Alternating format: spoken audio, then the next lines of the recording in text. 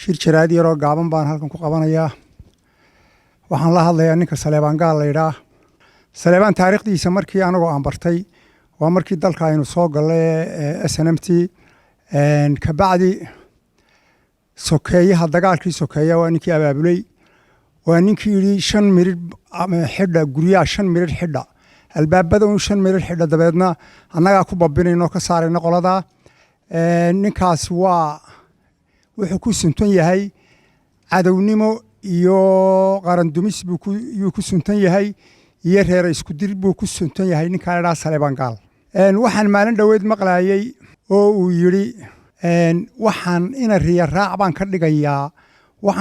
ina riya raac commissionkan ku daraya ina riya raac markuu leeyahay commissionkan ku daraya ina riya raac anagu waan aqaanaa waa nin markuu hadlayo aad isodhanayso dadka iyo dalka sida uu kala fogeynaya hadallo badan uu leeyaan dhageystay ka weeye ka been badan baan isleeyahay ka salla calay yiraahdee nabiga magaciisa ku gabado uu ka been badan yahay inta markan dhaafo Saleebaan waxa weeye sunta waa oday weyn oo dalka ugu weyn oo guurtidii haya waxa weeye waa sun waxa weeye bahalka buuriye jabiska la yiraahdo waxa la yiri masasku sunta siiya waa buuriye jabis sunta wuxuu siiyaa ina biixi ina kaahin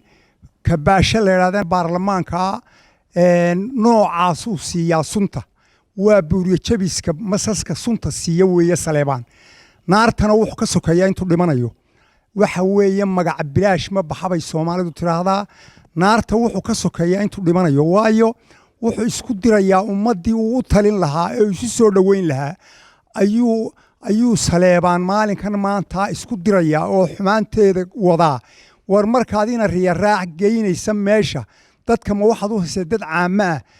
kii loo jiro ciro haydin saxeexo saasay u egtahay sidaad waad u baratay waxaan ku leeyahay dalka in laga qabto weeye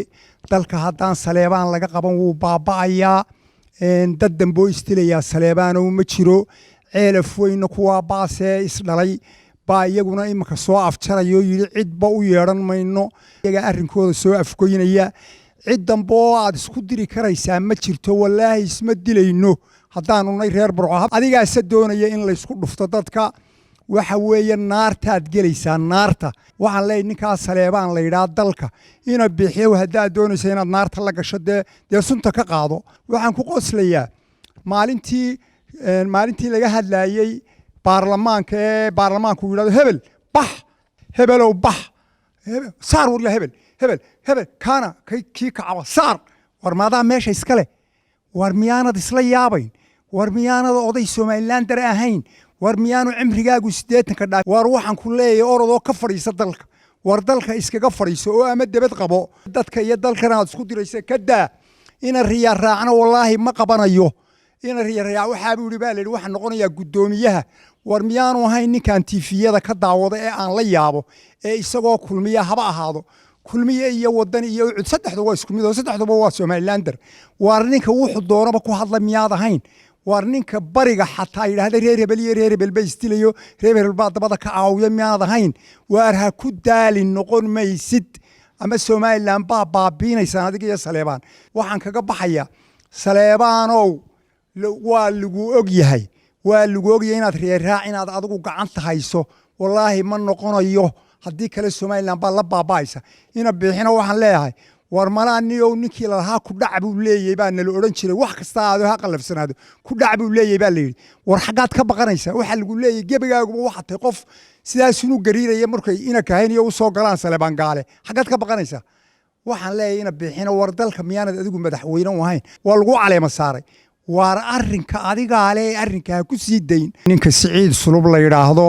berigii ninkii Saleebaan meesha ugu dagaalamay ee geeyay buu ahaa adna waxaan ku leeyahay Siciidow intuu guurtida joogay ama gaal haada ama munaafiq ahaado waad la leedahay dembiga waad la leedahay barkaagaad xambaaranaysaa haddaanad xambaaranayn waxaad odhan lahayd ummadda war sidan ka daa Saleebaanow waan garanayaa habeen aan telefoonkaaga soo diray Burco oo aad tiri Saleebaan inaan ahayn loo dhiibi maayo markaasaan ku war maad ka dayn ninkaad moodaysa maahay